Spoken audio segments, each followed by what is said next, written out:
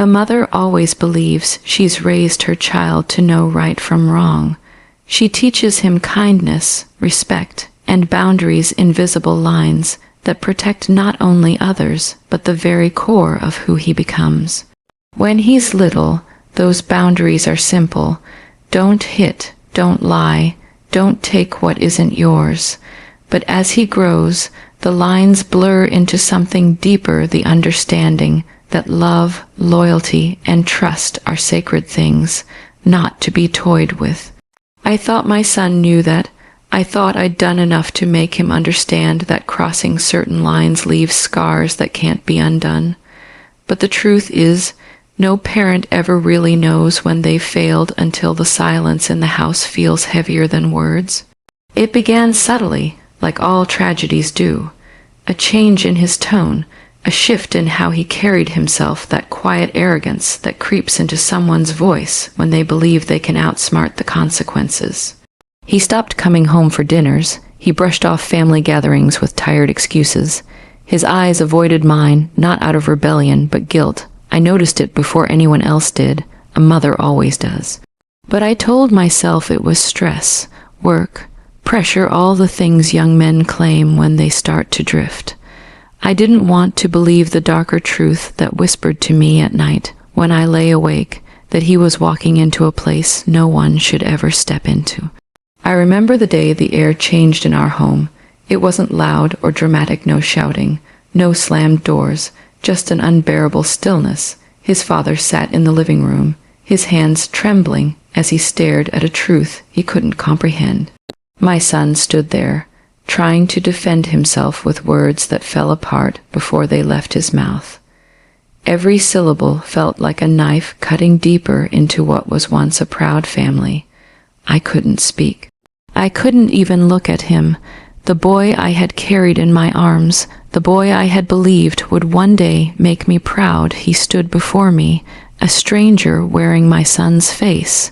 There's something about betrayal within a family that doesn't bleed the way other wounds do.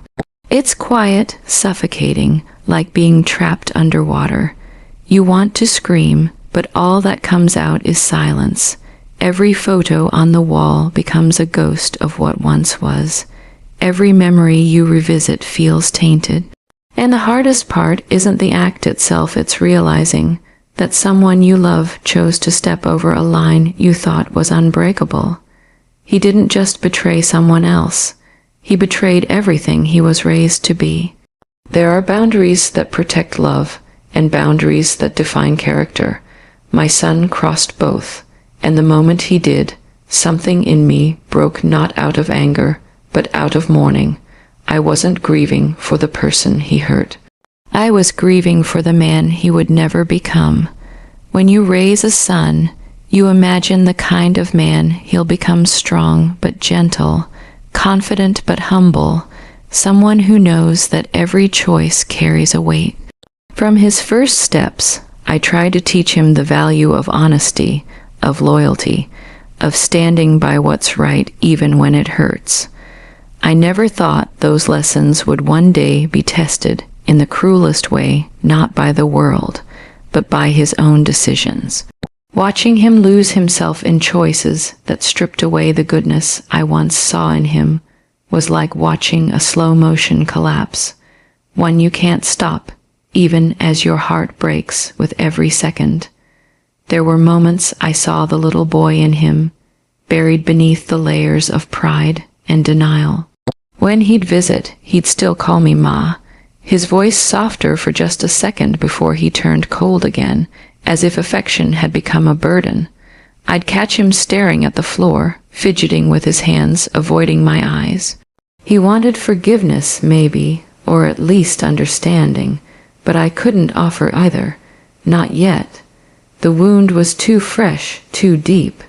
Every time I looked at him, I saw not the man standing before me, but the shadow of the one he used to be, the one who'd once promised, "I'll never hurt anyone, Ma." And now, that promise felt like dust in my mouth. His father took it differently. Men often do. He buried himself in silence, his grief coming out as distance. he stopped speaking to our son altogether. The nights grew longer, filled with that awful stillness that only comes when there are too many words left unsaid. I could hear him sitting on the porch, sometimes for hours, the creak of the chair rocking back and forth, the sound of a man trying to forgive what he cannot forget. I tried to bridge the gap between them, but every attempt felt like walking through glass barefoot. One wrong word and it all shattered again. What they don't tell you about family betrayal is how it stains everything ordinary. Breakfast becomes awkward, birthdays go unspoken, and the sound of laughter, once effortless, becomes something foreign. You start avoiding eye contact, not because you're angry, but because it hurts too much to see the reflection of disappointment in each other's eyes. I wanted to hold my son and tell him we could fix it, that redemption was possible, but I also knew that some boundaries, once broken, can't be repaired. At night, I'd hear him crying in his old room, trying to be quiet but failing. The sound made me ache, but I couldn't go to him. Love demanded distance now. It was a cruel paradox, the same mother, who used to rush to his side at every cry, now had to stay away for his own lesson to sink in. And in those sleepless nights, I realized that forgiveness isn't something you give out of pity. It's something earned through the pain of change. Until he faced the man in the mirror and understood the weight of what he'd done, I couldn't reach for him. Because loving him didn't mean shielding him anymore, it meant letting him feel the cost of crossing a line he never should have touched. The house never felt the same after that day. It was as if the walls themselves remembered the echoes of what was said, the tremor in his father's voice, the quiet sobs that slipped out of me when I thought no one was listening. Even sunlight felt different when it touched that house, pale and hesitant, as though it too was unsure whether it was still welcome there. I tried to move on, to fold laundry, cook meals, water the plants, and pretend life still followed a rhythm. But every small thing reminded me of him, the dent in the hallway where he'd once crashed his bike into the wall, the mug he always used but now sat untouched on the shelf, the faint smell of his cologne that lingered in the corners of his old room. Everything was a ghost, and I was living among memories that refused to fade. He visited less frequently, and when he did, it was different. There was no defiance left in him, just an ache in his eyes that he couldn't hide anymore. He looked older, not in years, but in regret. His hands shook when he spoke, his words halting, careful as though he was afraid of breaking what little connection we had left. I listened, but it was hard to meet his gaze.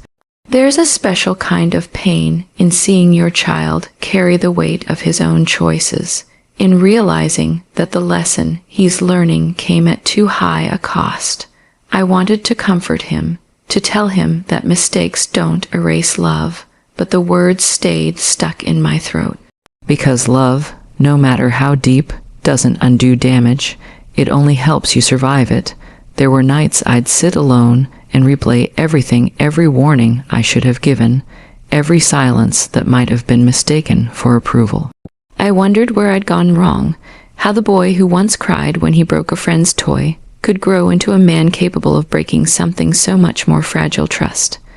I questioned whether I'd failed him as a mother, or if life had simply taken him down a road I couldn't follow. It's a cruel feeling knowing you can't protect your child from himself, but slowly, through that heavy quiet, something began to shift. He started helping around the house again when he came over fixing a leaky tap, trimming the garden, sitting beside his father even if they didn't talk. Small gestures, but they meant everything. It wasn't redemption, not yet, but it was something, a silent apology written in actions instead of words. Sometimes I'd catch him looking around the room with that hollow sadness of someone who knows he doesn't belong there anymore, but wishes he did. And though I couldn't say it out loud, I felt the same. Because no matter how deep the hurt runs, a mother's heart never stops aching for the day her son finds his way back not just home, but to himself.